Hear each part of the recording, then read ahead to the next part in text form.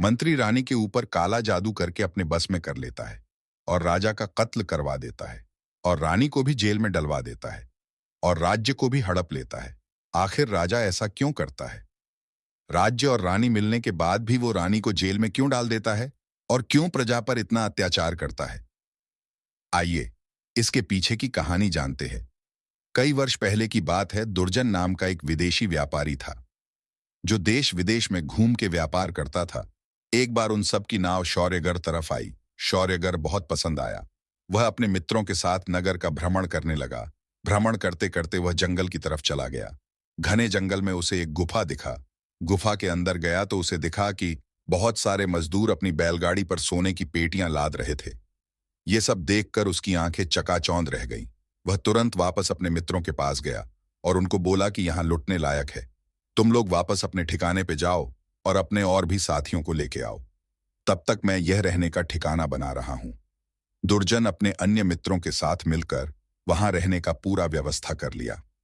वहां के गरीब लोगों के साथ मिलकर रहने लगा और एक निम्न परिवार के घर की लड़की से शादी कर लिया।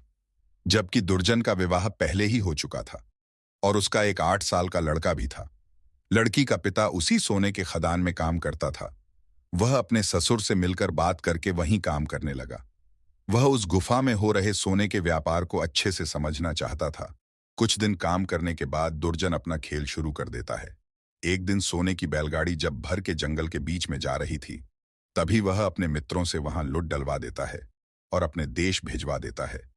कई बार ऐसा होने के बाद यह खबर राजा मान सिंह को पता चली तो उन्होंने मंत्री से बोलकर इसका पता लगवाया और दुर्जन के लोग पकड़े गए। अतः राजा उनको सजा के रूप में जिंदा जलवा देता है।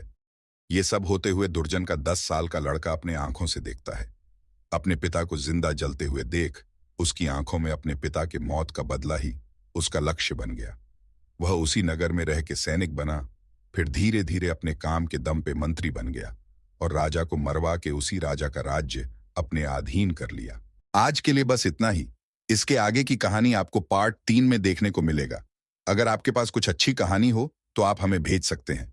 हम उस कहानी को आपके नाम और गांव के साथ वीडियो बनाएंगे। और हाँ, एक लाइक, सब्सक्राइब और एक अच्छा सा कमेंट करके जाइएगा। धन्यवाद।